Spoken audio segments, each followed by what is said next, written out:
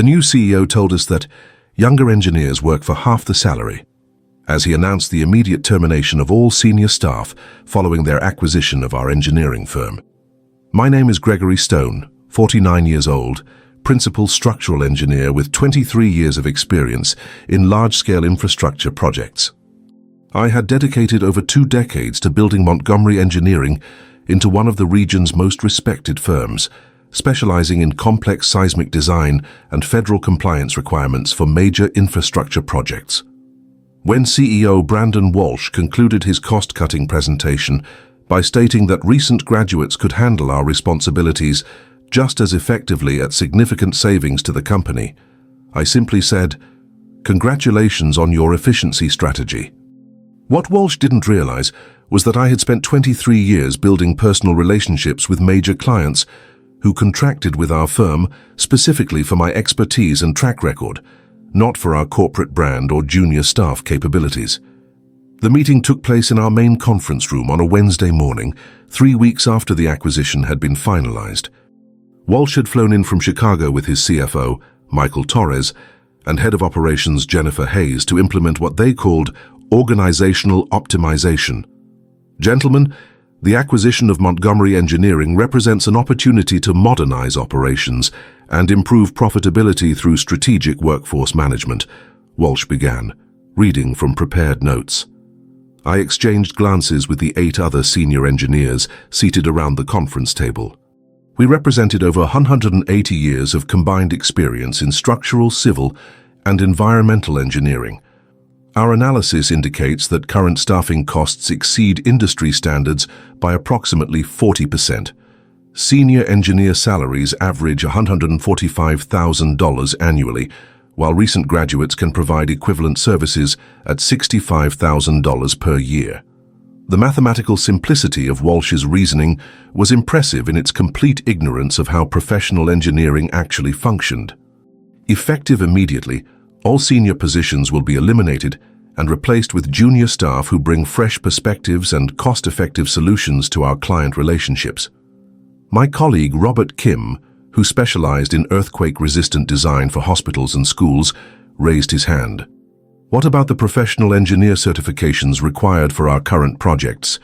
Junior engineers can't legally sign off on structural calculations or safety compliance. Walsh smiled confidently. We've researched the regulatory requirements.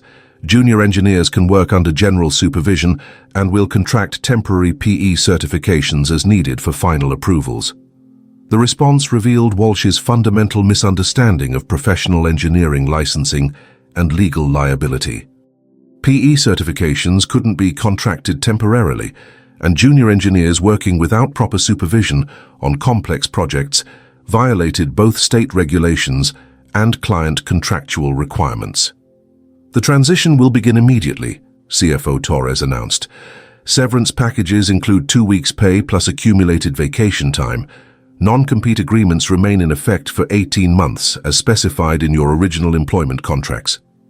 I had been expecting this moment for weeks.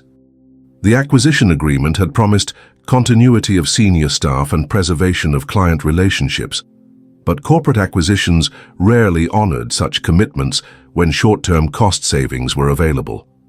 We understand this transition may seem abrupt, Walsh continued, but our financial projections indicate annual savings of $2.1 million through workforce optimization.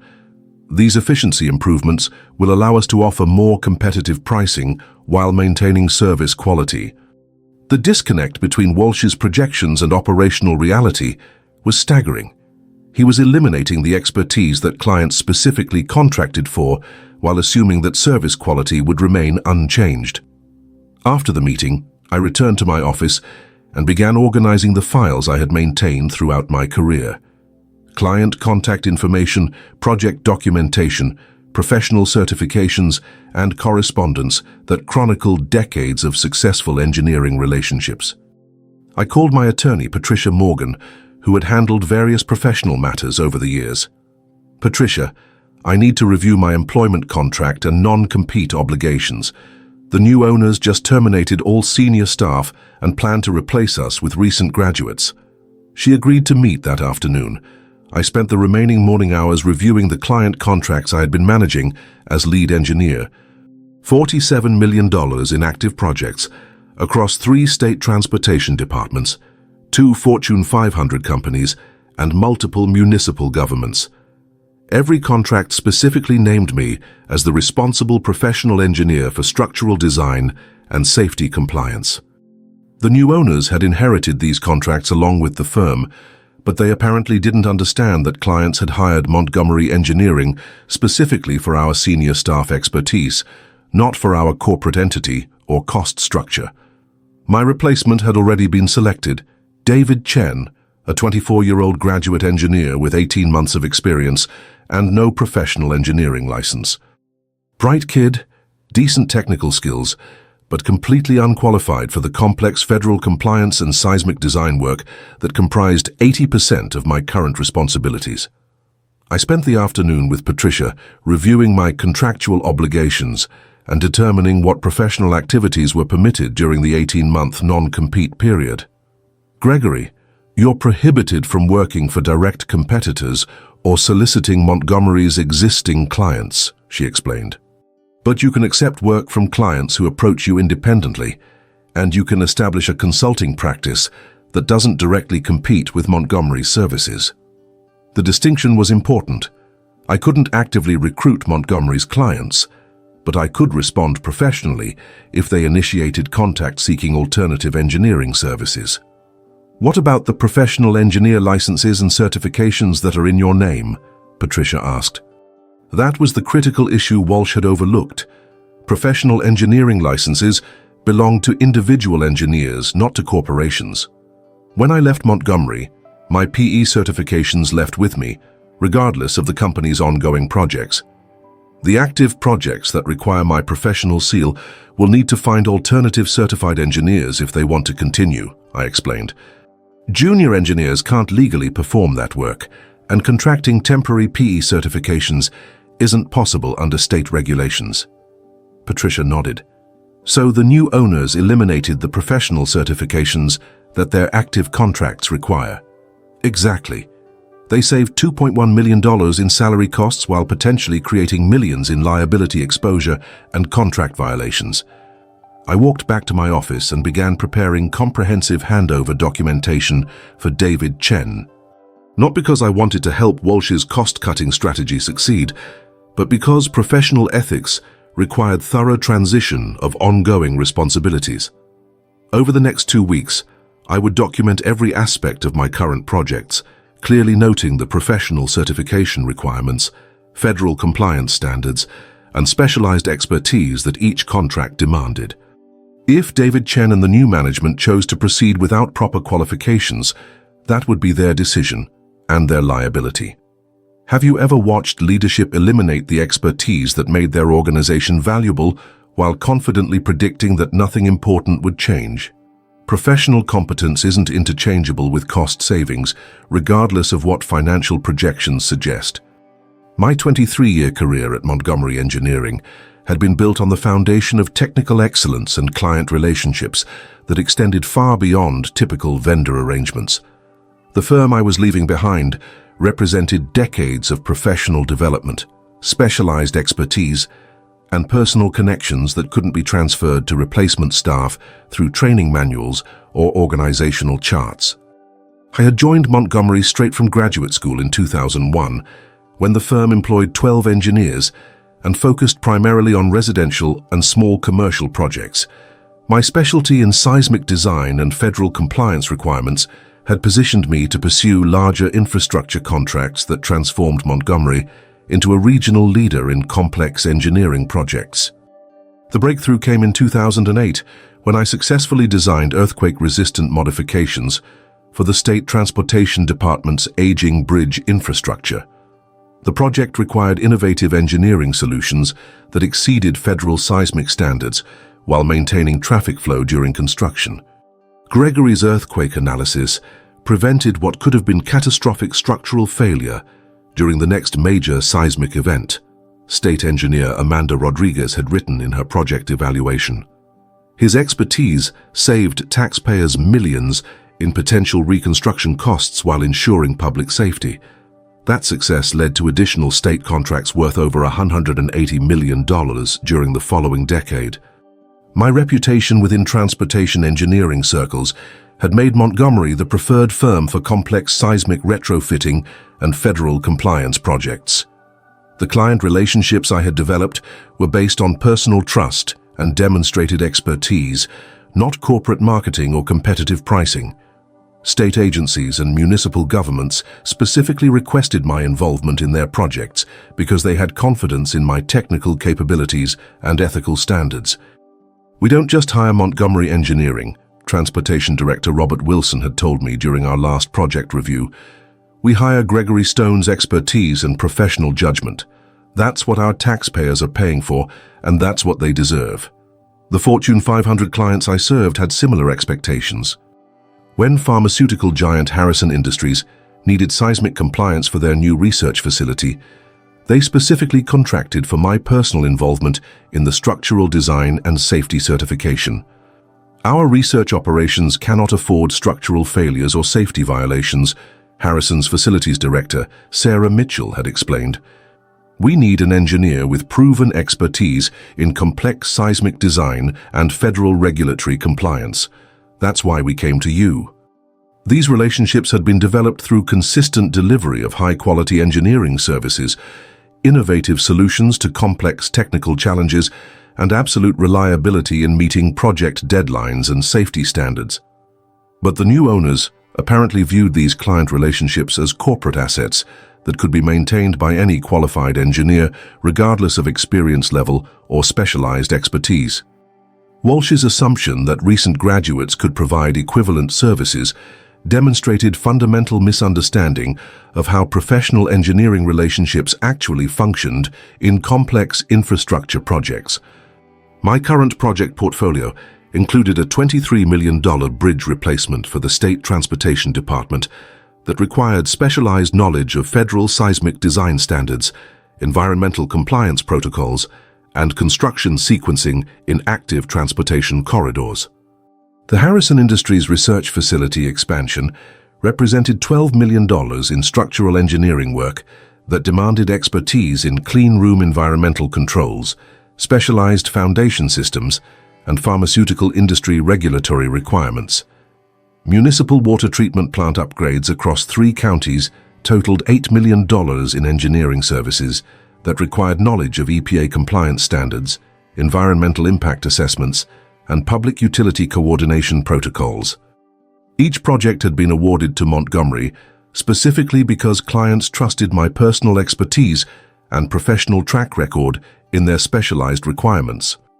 David Chen, my 24-year-old replacement, had solid basic engineering skills and genuine enthusiasm for learning complex technical challenges.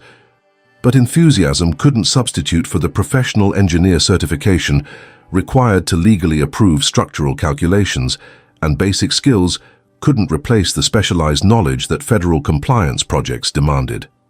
During our handover meetings, I carefully documented every aspect of current projects while noting David's areas of unfamiliarity with critical requirements. The federal seismic design standards for bridge infrastructure require specific analysis protocols that aren't covered in standard engineering curricula, I explained during one session. State regulations mandate that only licensed professional engineers can certify compliance with these specialized requirements. David was taking notes frantically, clearly overwhelmed by the complexity of regulatory requirements and technical specifications that I had developed expertise in over 2 decades. "How long does it typically take to get comfortable with these federal compliance standards?" he asked. "Professional engineers usually need 3 to 5 years of specialized experience before they're qualified to handle complex federal projects independently," I answered honestly. "The liability exposure is enormous if structural calculations or safety certifications are incorrect." David's expression showed he was beginning to understand the magnitude of responsibility he was inheriting without adequate preparation or professional certification. But Walsh and his management team remained confident that cost savings would offset any temporary learning curve challenges that junior staff might experience.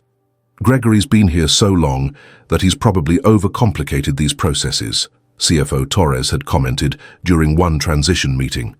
Fresh perspectives from younger engineers will identify efficiencies that senior staff missed.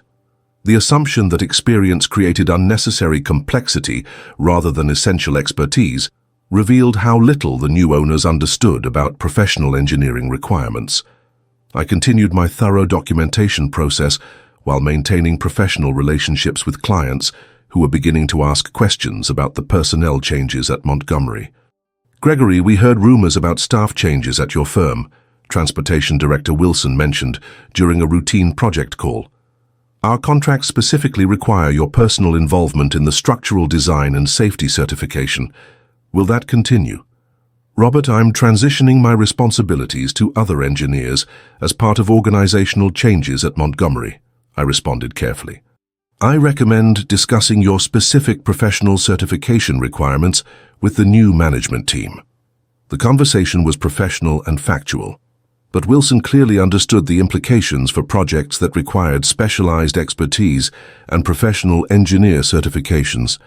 Similar conversations were occurring with other clients who had contracted specifically for my involvement in their projects. Municipal Engineering Director Lisa Park called about the water treatment plant upgrades. "Gregory, our City Council approved this project based on your track record and expertise. Are you still going to be our lead engineer?" "Lisa, you should speak directly with Montgomery's new management about staffing assignments and professional certifications for your project," I replied. These conversations adhered strictly to my non-compete obligations while allowing clients to understand that personnel changes might affect their projects. Within 2 weeks of my termination, I had completed comprehensive handover documentation that clearly identified every professional certification requirement, federal compliance standard, and specialized expertise that current projects demanded. The documentation would serve as evidence that I had fulfilled my professional obligations during the transition, while also establishing a clear record of the qualifications required for successful project completion. Have you ever documented critical expertise so thoroughly that your replacement's lack of qualifications became impossible to ignore? Sometimes the most professional response to elimination is creating unambiguous evidence of what's being lost. The systematic documentation I completed during my final weeks at Montgomery revealed the comprehensive gap between what David Chen and the other junior engineers could legally perform and what the active projects actually required. Walsh's cost-cutting strategy had eliminated not just senior salaries but the professional certifications and specialized expertise that clients had specifically contracted for. My handover documentation included detailed analysis of every active project's regulatory requirements, professional certification needs, and technical complexity levels. The evidence was overwhelming. 89% of current work required professional engineer licenses that none of the replacement staff possessed. "David, the State Transportation Bridge project requires PE certification for all structural calculations and seismic compliance approvals," I explained during our final transition meeting. "State regulations prohibit unlicensed engineers from certifying designs that affect public safety."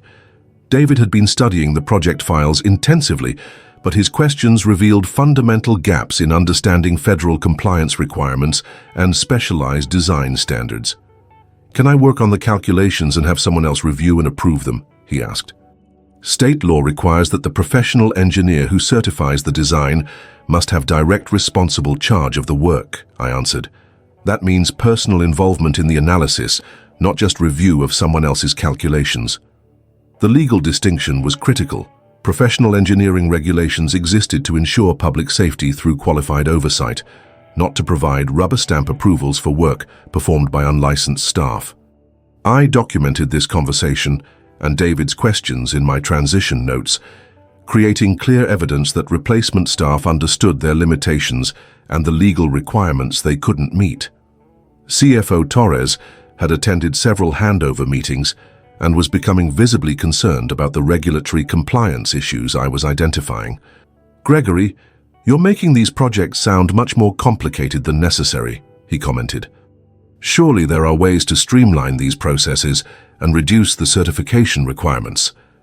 "Michael, Federal compliance standards and professional licensing requirements aren't internal company policies that can be modified to reduce costs, I replied. These are state and federal regulations with criminal liability for violations. Torres's response showed that Walsh's management team had never investigated the regulatory environment they were operating in. What exactly happens if projects proceed without proper certifications? He asked.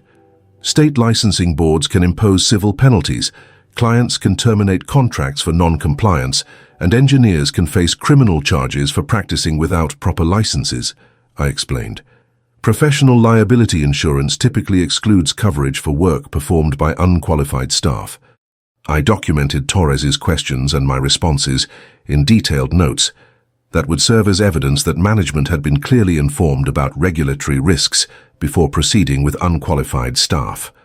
The Harrison Industries pharmaceutical facility project presented even more complex compliance challenges that required specialized expertise in clean room environmental controls and FDA regulatory requirements. This project requires knowledge of pharmaceutical manufacturing standards that aren't covered in general structural engineering education, I explained to Jennifer Hayes, who was overseeing the transition process. David seems like a bright engineer, Hayes responded. Can't he research the requirements and learn what he needs to know? FDA compliance for pharmaceutical facilities requires certified expertise that takes years to develop, I answered. Harrison specifically contracted for my experience with their regulatory requirements. Using unqualified staff would violate their contract terms and potentially jeopardize their FDA approvals. Hayes was taking notes, clearly recognizing that the compliance issues were more serious than Walsh's team had anticipated. But rather than addressing the qualification gaps, management was looking for ways to proceed with existing staff while minimizing legal exposure. Can Montgomery hire consulting engineers temporarily to provide the certifications we need? Hayes asked. You can contract with other PE-certified engineers, but clients specifically hired Montgomery for my expertise, I explained. Substituting different engineers would require client approval and potentially contract modifications. I documented these conversations in comprehensive notes that established management's awareness of compliance problems and their attempts to find workarounds rather than acknowledging the fundamental flaws in their staffing strategy. The municipal water treatment projects presented additional complications involving EPA compliance standards and environmental regulatory requirements that David and the other junior engineers had no experience with. These projects require expertise in environmental compliance protocols that typically take 5-7 years of specialized experience to develop competency, I noted in my final project documentation. Municipal clients have strict requirements for professional certifications and demonstrated expertise in EPA regulatory compliance. Using unqualified staff could result in project failures, regulatory violations, and potential legal liability for the municipality. I provided detailed technical specifications for each project, clearly identifying the professional qualifications required, and noting where replacement staff lacked necessary expertise or certifications. My documentation also included copies of client contracts that specifically named me as the responsible professional engineer for structural design and safety compliance. These contracts establish personal professional obligations that can't be transferred to unlicensed engineers, I noted in my transition summary. Clients hired Montgomery specifically for Gregory Stone's expertise and professional certifications. The evidence was comprehensive and undeniable. Walsh's cost-cutting strategy had eliminated the professional qualifications that active projects legally required. During my final week, I received calls from several clients who had learned about the personnel changes and were asking direct questions about their project's professional staffing. Transportation Director Wilson called about the $23 million bridge project. Gregory, we need confirmation that our project will continue to have proper professional engineer oversight and federal compliance expertise. Robert, you should speak directly with Montgomery's new management about their staffing plans and professional certifications, I replied, maintaining strict adherence to my non-compete obligations. But Wilson's follow-up questions revealed that he understood the implications. Are you saying that Montgomery may not have qualified staff to continue our project? I'm saying that you should verify that your project team meets the professional certification requirements specified in your contract, I answered. Similar conversations occurred with Harrison Industries, municipal clients and other major accounts who were beginning to understand that personnel changes might affect their project's professional qualifications. I documented each client conversation in detailed notes that established their awareness of potential staffing problems and their specific concerns about professional certifications. By the end of my final week, I had created comprehensive documentation that established the specific professional qualifications that each active project required, the gaps between those requirements and replacement staff capabilities, management's awareness of compliance problems and regulatory risks, client concerns about professional staffing and certification requirements. The evidence would serve as protection for my professional reputation while establishing clear accountability for management's decisions to proceed with unqualified staff. Walsh's strategy to replace senior engineers with recent graduates was about to encounter the reality of professional engineering regulations, client contractual requirements, and specialized expertise that couldn't be substituted through cost savings. Have you ever created documentation so thorough that it became impossible for others to claim ignorance about the consequences of their decisions? Sometimes the most powerful response to elimination is establishing unambiguous evidence of what expertise was being discarded. My strategic preparation during the non-compete period focused on maintaining professional relationships while positioning myself for the inevitable client exodus that would result from Montgomery's inability to meet contractual obligations with unqualified staff.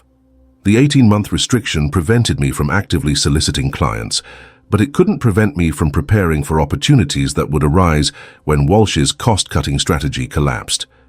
I established Stone Engineering Consultants as a limited liability company, obtaining all necessary professional licenses, insurance coverage, and regulatory certifications required for independent practice. The preparation was methodical and comprehensive, ensuring immediate operational capability when my non-compete restrictions expired.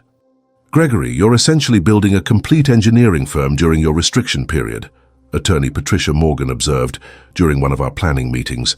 That's ambitious preparation for opportunities that may not materialize. Patricia, I'm not preparing for opportunities that may occur, I replied. I'm preparing for client problems that will definitely occur when Montgomery fails to deliver professional services that their contracts require. The distinction was important. My preparation wasn't speculation about potential business opportunities, but practical response to predictable consequences of using unqualified staff on complex projects. I maintained my professional engineering, continuing education requirements, attended industry conferences, and updated my specialized certifications in seismic design and federal compliance standards. These activities were permitted under my non-compete agreement and ensured that I would be fully qualified to handle any engineering work that might become available. I also began developing relationships with other displaced Montgomery engineers who might be interested in collaboration opportunities.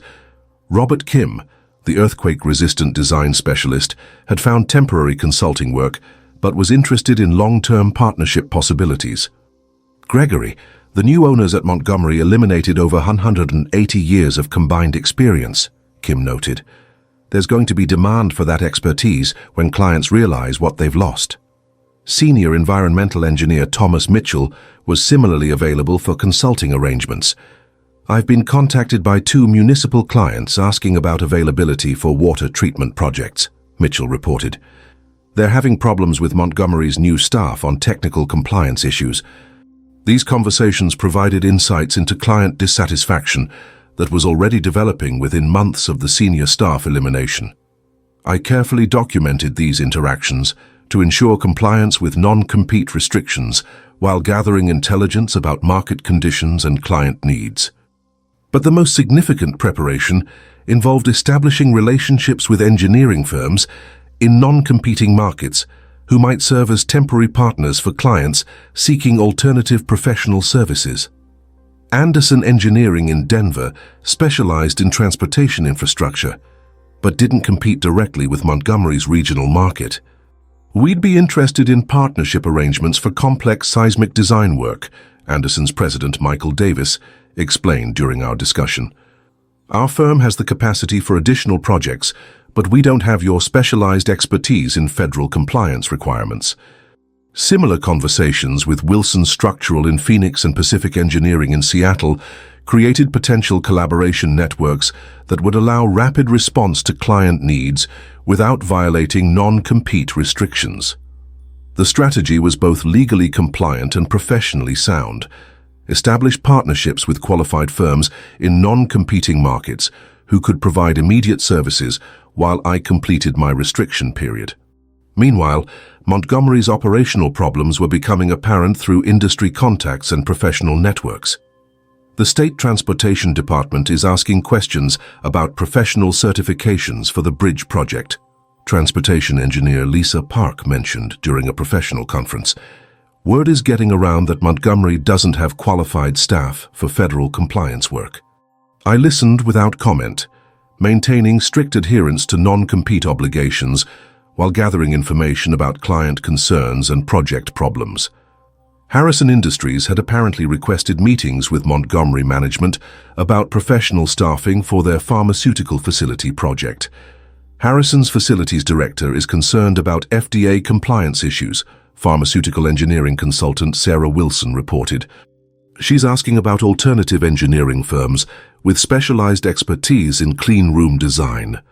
These conversations provided evidence that client dissatisfaction was developing exactly as I had predicted, based on the qualification gaps I had documented during my transition period. I continued my professional development activities while monitoring industry developments and maintaining relationships with clients who might eventually require alternative engineering services.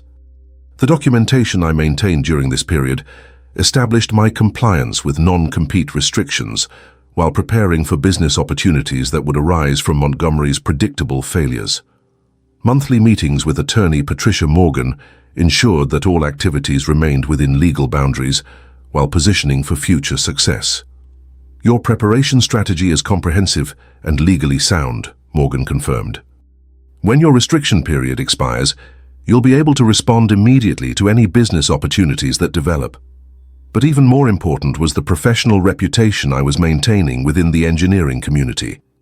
Industry colleagues understood that my elimination from Montgomery had been a cost-cutting decision rather than performance-related, and they were watching to see how the quality of services would change under new management. Everyone knows that Montgomery eliminated their best engineers to save money, seismic design specialist David Taylor noted. The question is how long it takes for clients to realize what they've lost. The answer was becoming apparent within 6 months of my departure, as clients began experiencing problems with project delivery, regulatory compliance, and technical expertise. Montgomery's new staff is struggling with the EPA compliance requirements for municipal water projects, environmental engineer Jennifer Adams reported. Municipal clients are asking about alternative firms with demonstrated expertise. I documented these conversations and observations while maintaining strict professional conduct and non-compete compliance. The preparation period was allowing me to build infrastructure and relationships that would support immediate business development when restrictions expired, while Montgomery's problems were creating demand for exactly the services I would be qualified to provide. Walsh's cost-cutting strategy was generating predictable consequences that would create business opportunities for competent engineers who had been eliminated for financial rather than performance reasons. Professional expertise couldn't be eliminated through layoffs, and client needs couldn't be met through cost savings that removed essential qualifications. The market was demonstrating the difference between corporate cost structures and professional service delivery, creating opportunities for independent practitioners who could provide the expertise that clients actually required. Have you ever prepared so thoroughly for predictable opportunities that you were ready to succeed immediately when others' poor decisions created market demand for your expertise? Sometimes the best response to elimination is professional preparation for inevitable consequences. Blake 05. The first major client exodus began exactly 7 months after my termination, when the State Transportation Department called an emergency meeting after discovering that Montgomery's junior engineers could not meet federal bridge design requirements for the $23 million seismic retrofit project. Transportation Director Robert Wilson contacted Montgomery management directly, demanding immediate clarification about professional staffing and regulatory compliance capabilities. "We need confirmation that our project team includes licensed professional engineers with demonstrated expertise in federal seismic design standards," Wilson stated during the recorded conference call with Walsh and CFO Torres. "Our engineering staff is fully qualified to handle your project requirements," Walsh responded confidently. "We've assigned our most capable engineers to ensure successful completion." But Wilson had done his homework about professional licensing requirements. "Mr. Walsh, our contract specifically requires that structural calculations and safety certifications be performed by licensed professional engineers with specialized seismic design experience. Can you confirm that your assigned staff meets these qualifications?" The silence during Walsh's response was audible, even through the conference call recording that I later obtained through professional contacts. "Our staff is working under appropriate supervision to ensure compliance with all regulatory requirements," Walsh finally answered. Wilson's response was immediate and decisive. "Mr. Walsh, appropriate supervision doesn't satisfy our contractual requirements for licensed professional engineer certification. We're suspending work on this project pending verification of your staff's professional qualifications." Within 48 hours, the State Transportation Department had formally notified Montgomery that the $23 million bridge project was being cancelled due to non-compliance with professional staffing requirements. The contractor has failed to provide evidence that assigned personnel meet the professional engineering certification requirements specified in the contract, Wilson's cancellation letter stated. Alternative engineering services are being procured immediately to prevent project delays. The cancellation sent shockwaves through Montgomery's remaining client base as word spread quickly through professional networks about the state's concerns regarding staff qualifications. Harrison Industries was the next major client to take action, requesting an immediate meeting with Montgomery management about professional certifications for their pharmaceutical facility project. "Our FDA compliance requirements mandate that structural design and safety certifications be performed by engineers with demonstrated expertise in pharmaceutical manufacturing standards," Facilities Director Sarah Mitchell explained during the meeting. "We need detailed documentation of your assigned engineers' qualifications and experience with FDA regulatory requirements for clean room facilities."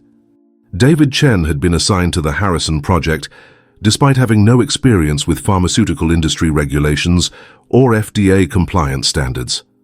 When Mitchell requested copies of relevant professional certifications and project portfolio examples, Montgomery couldn't provide the documentation because David didn't possess the specialized qualifications that the project required. "We're unable to proceed with Montgomery Engineering due to inadequate professional qualifications for our specialized requirements," Mitchell notified Walsh in writing. Alternative engineering services are being contracted immediately. The Harrison cancellation represented $12 million in lost revenue and further damaged Montgomery's reputation within the pharmaceutical industry. Municipal clients were similarly discovering that Montgomery's junior staff lacked the expertise required for water treatment and environmental compliance projects. Municipal Engineering Director Lisa Park contacted Montgomery about EPA compliance issues affecting the water treatment plant upgrades. "Our project requires engineers with certified expertise in environmental regulatory compliance," Park explained. "The work performed so far doesn't meet EPA standards, and we're facing potential regulatory violations." Thomas Mitchell, my former colleague who specialized in environmental engineering, had been replaced by a recent graduate with no EPA compliance experience. The junior engineer had made fundamental errors in environmental impact assessments that could result in regulatory sanctions against the municipality. "We're terminating our contract with Montgomery due to inadequate expertise in environmental compliance," Park notified Walsh. "The city cannot risk regulatory violations due to unqualified engineering services." The municipal cancellations totaled $8 million in lost projects and created additional liability exposure for Montgomery. But the most serious problems were emerging from projects that had proceeded with unqualified staff and were now failing regulatory inspections. The State Transportation Department conducted routine inspections of Montgomery's work on smaller projects and discovered multiple violations of federal design standards and safety requirements. Structural calculations contained fundamental errors that compromise public safety, the inspection report stated. Work performed by unlicensed engineers violates state professional practice regulations. State licensing boards were notified about unauthorized practice violations, triggering formal investigations that could result in criminal charges against Montgomery management. Professional liability insurance carriers were also taking notice of the pattern of client cancellations and regulatory violations. Montgomery's insurance coverage is being reviewed due to multiple claims related to unqualified staff performance, insurance investigator Robert Adams reported. Coverage may be denied for work performed by engineers without proper licenses or certifications. The financial impact was devastating. Within 6 weeks of the first cancellation, Montgomery had lost $43 million in active contracts, while facing potential liability claims exceeding $12 million for failed projects and regulatory violations. Walsh and his management team were finally beginning to understand the consequences of their cost-cutting strategy. "We may need to consider rehiring some senior staff to address these client concerns," CFO Torres suggested during an emergency management meeting. But the damage to Montgomery's reputation was already irreversible.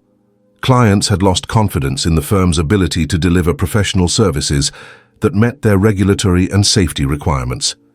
"The engineering community is small," Transportation Director Wilson explained to a colleague. "Word spreads quickly when firms try to use unqualified staff on complex projects. Montgomery's reputation is destroyed." Professional networks were actively warning potential clients about Montgomery's staffing problems and regulatory compliance issues. "We're advising all our members to verify professional qualifications before contracting with Montgomery Engineering," the State Engineering Society president announced. "Recent performance indicates serious deficiencies in professional staffing." The warning effectively ended Montgomery's ability to secure new contracts, while existing clients continued to terminate agreements due to performance problems and regulatory non-compliance. Walsh's strategy to save $2.1 million in salary costs had destroyed a firm that had generated $15 million in annual revenue while creating potential criminal liability for unauthorized professional practice. The market was demonstrating the fundamental difference between cost savings and professional service delivery. Engineering expertise couldn't be replaced by lower salary staff, and client requirements couldn't be met through financial optimization that eliminated essential qualifications. Professional relationships built over decades were proving more valuable than corporate cost structures or acquisition strategies. The client exodus was creating exactly the market demand for qualified engineering services that I had anticipated during my preparation period.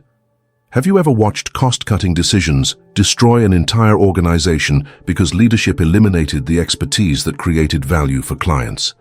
Sometimes short-term financial optimization creates long-term competitive disadvantage that cannot be reversed. The complete collapse of Montgomery Engineering accelerated during the following months, as client cancellations triggered a cascade of regulatory investigations, liability claims, and professional sanctions that made recovery impossible. Walsh's cost-cutting strategy had not only eliminated qualified staff but created systematic legal violations that exposed the firm to criminal prosecution and civil judgments exceeding their ability to pay. State licensing boards in 3 jurisdictions launched formal investigations into Montgomery's use of unlicensed engineers on projects requiring professional certification.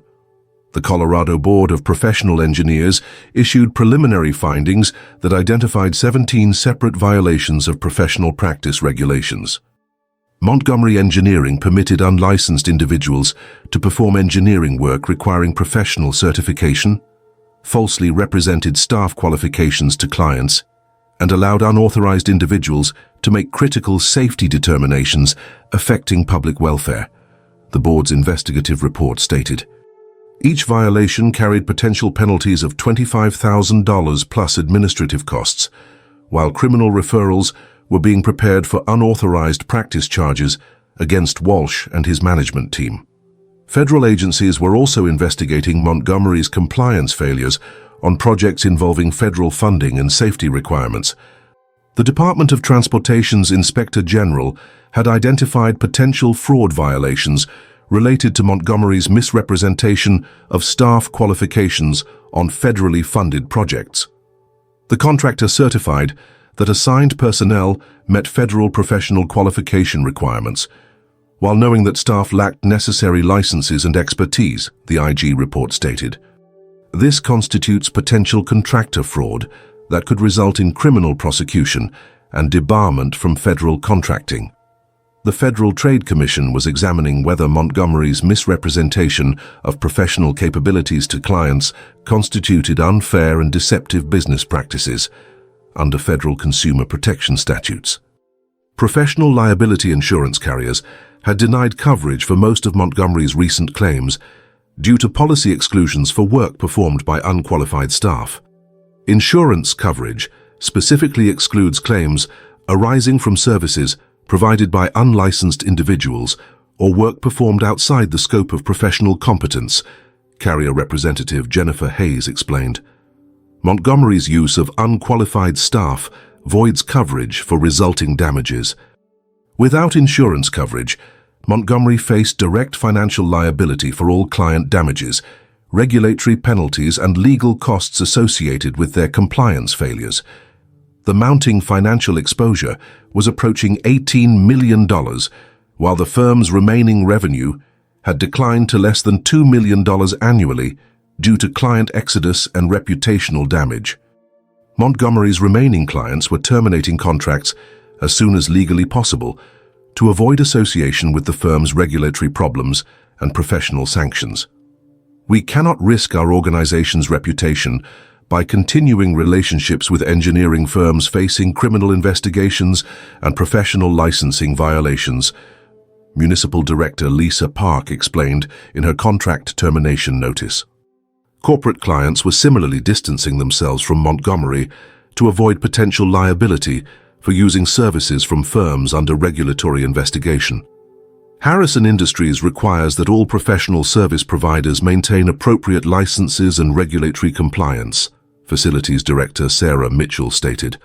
Montgomery's licensing violations make continued relationship impossible. The reputational damage was extending beyond immediate clients to the broader professional community, where Montgomery had previously maintained respect and market position. Engineering societies and professional associations were publicly warning members about Montgomery's compliance problems and regulatory violations. The State Engineering Society strongly advises members to verify professional qualifications and regulatory compliance before engaging Montgomery Engineering for any professional services, the organization's official statement read. Similar warnings were issued by transportation engineering associations, environmental engineering groups, and municipal engineering organizations that had previously referred clients to Montgomery. Walsh and his management team were facing personal financial liability as regulatory agencies pierced corporate protections due to their direct involvement in professional practice violations. Corporate officers who knowingly permit unlicensed practice face individual criminal and civil liability that cannot be limited through corporate structure, explained regulatory attorney David Kim. Walsh's documented decisions to use unqualified staff create personal exposure for all resulting damages. CFO Torres had hired separate legal counsel as federal investigators examined his role in misrepresenting staff qualifications to clients and regulatory agencies. Torres signed financial certifications and client contracts that falsely claimed Montgomery possessed professional qualifications that management knew were absent, prosecutor Jennifer Walsh noted. This constitutes fraud with both criminal and civil consequences. The management team's attempts to blame problems on external factors or unforeseeable complications were undermined by the comprehensive documentation I had created during my transition period. Stone's handover documentation clearly identified all professional qualification requirements and warned management about regulatory compliance risks, Attorney Patricia Morgan noted. The evidence proves that management knowingly proceeded with unqualified staff, despite explicit warnings about legal violations. My transition documentation was being used by regulatory agencies, prosecutors, and civil attorneys to establish that Montgomery's management had been clearly informed about compliance requirements before choosing to violate professional practice regulations. The evidence was so comprehensive that Walsh's legal team was recommending settlement negotiations rather than defending against charges that were supported by detailed documentary proof. But Montgomery's financial condition made meaningful settlement impossible, while the scope of regulatory violations made criminal prosecution inevitable. State prosecutors were preparing charges for unauthorized professional practice, fraud, and conspiracy to violate professional licensing regulations. The evidence shows systematic violations that endangered public safety through use of unqualified personnel on critical infrastructure projects, State Prosecutor Lisa Martinez explained. These are serious felonies that warrant substantial prison sentences. Federal prosecutors were developing additional charges related to contractor fraud on federally funded projects and mail fraud for misrepresentations made to clients through interstate communications. The bankruptcy petition that Montgomery filed listed assets of $1.2 million against liabilities exceeding $22 million, making liquidation the only viable option for creditors. Montgomery Engineering is financially unable to continue operations or satisfy existing obligations, the bankruptcy filing stated. Complete liquidation of assets is required to provide partial recovery for creditors.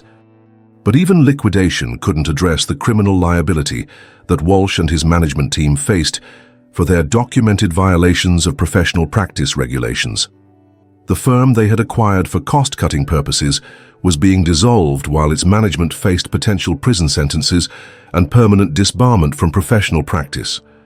My 18-month non-compete period was approaching expiration, as Montgomery's complete collapse created demand for exactly the professional services that Walsh had eliminated through his cost-cutting strategy. Former Montgomery clients were actively seeking qualified engineering firms to complete projects that had been disrupted by the firm's compliance failures and regulatory violations. We need immediate professional engineering services to complete projects that Montgomery abandoned, Transportation Director Wilson explained during preliminary discussions with alternative firms.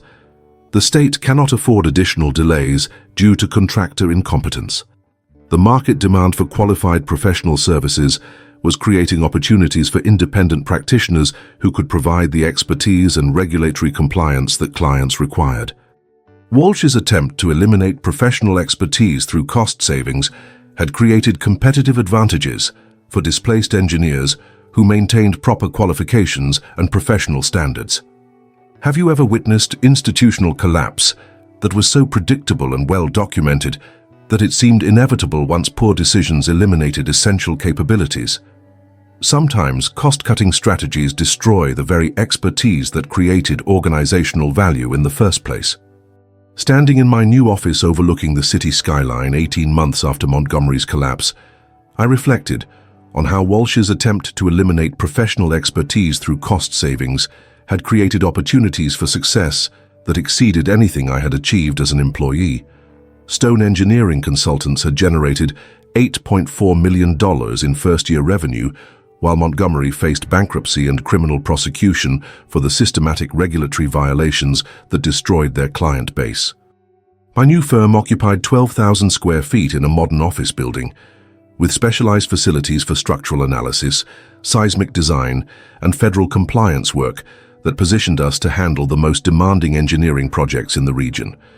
The staff included 5 senior engineers who had been displaced by various corporate acquisitions and cost-cutting strategies, plus 12 junior engineers who worked under proper supervision to develop expertise in specialized technical areas.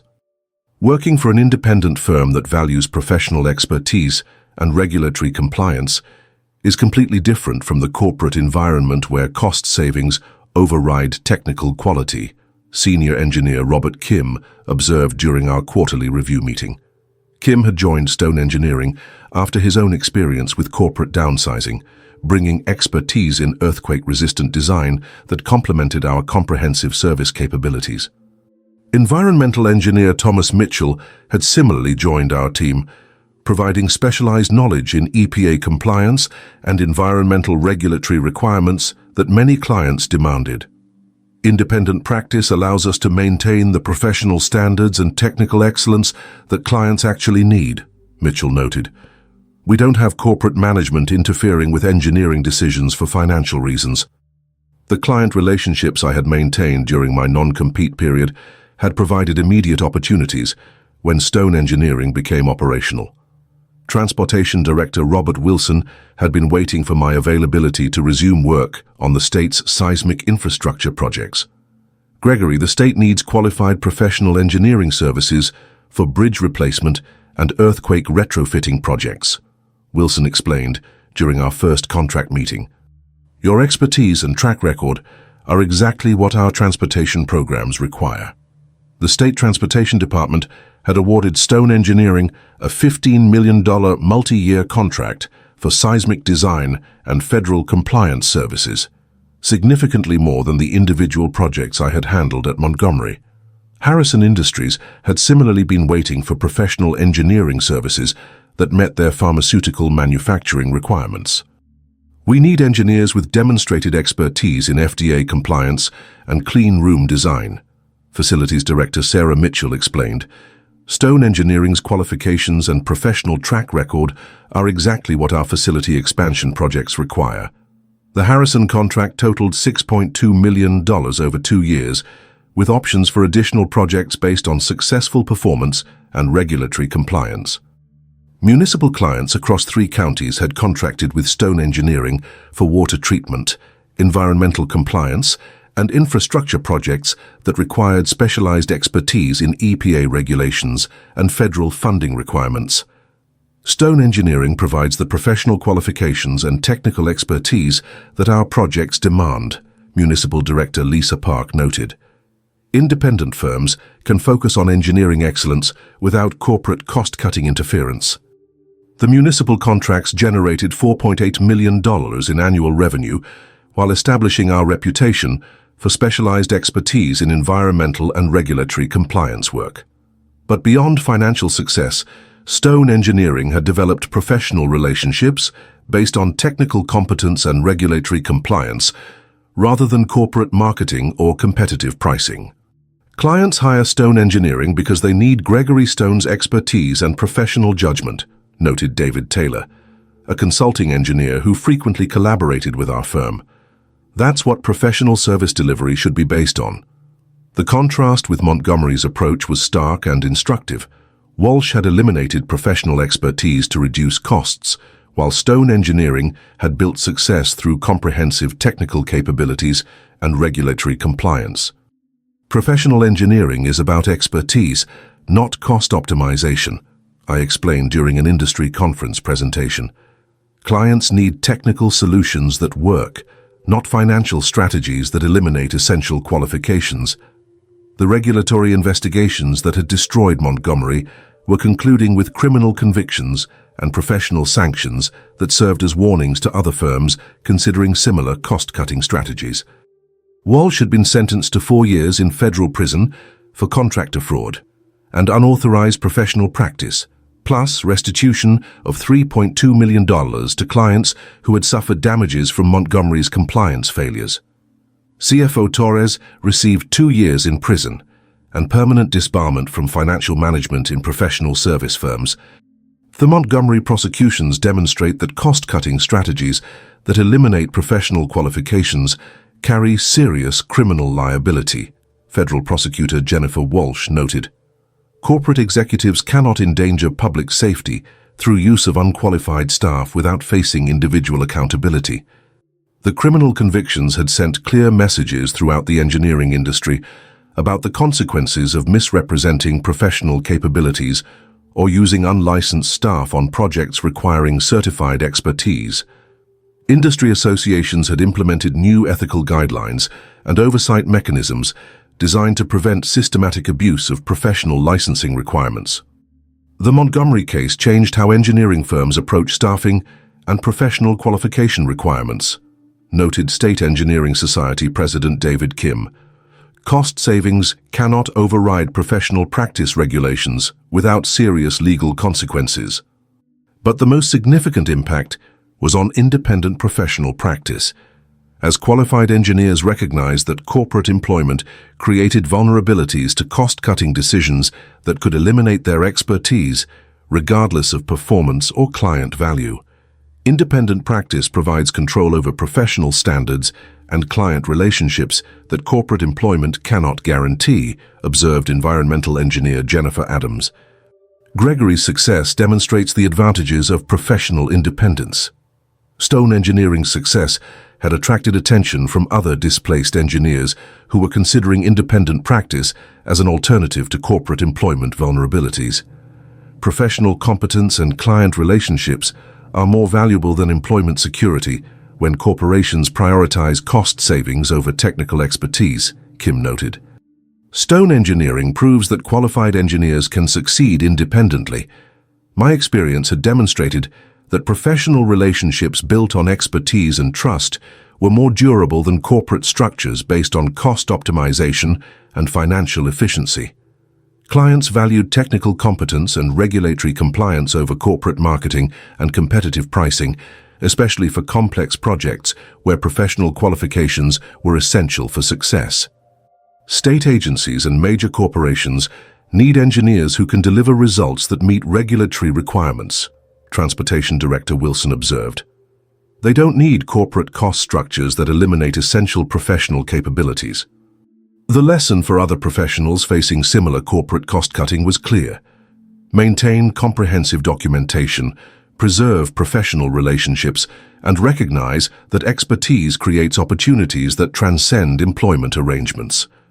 Walsh's attempt to eliminate professional expertise through salary savings had inadvertently created competitive advantages for displaced engineers who maintained proper qualifications and professional standards. Corporate cost-cutting that eliminates professional competence creates market opportunities for independent practitioners who can provide the expertise that clients actually require, I reflected during our second annual review. Stone Engineering's success represented not just business achievement, but vindication of professional standards and technical excellence over corporate financial optimization. The firm that Walsh had destroyed through cost-cutting had been replaced by independent practices that generated higher revenue while providing superior professional services to the same client base. Professional expertise couldn't be eliminated through corporate strategy, and client needs couldn't be met through cost savings that removed essential qualifications. The market had demonstrated the fundamental difference between financial optimization and professional service delivery, creating lasting advantages for practitioners who prioritize technical competence over corporate cost structures. Sometimes the most sophisticated corporate betrayal creates opportunities for professional independence and success that wouldn't have been possible within the limitations of employment relationships. Walsh's cost-cutting strategy had liberated qualified engineers from corporate constraints while creating demand for exactly the professional services that had been eliminated through his efficiency initiatives. The people who think they're eliminating expensive professional expertise sometimes end up creating competitive advantages for the very professionals they attempted to replace. Have you discovered that corporate elimination of your expertise ultimately created opportunities for independent success that exceeded anything the original employment relationship could have provided? Sometimes, professional competence and client relationships prove more valuable than corporate employment security. If this story of professional independence and corporate accountability resonated with you, please hit that subscribe button to Revenge Tales with Luke. Share your experiences with corporate cost-cutting and professional expertise in the comments below. Your story might help someone else who's facing similar challenges with corporate downsizing and professional displacement. See you in our next story.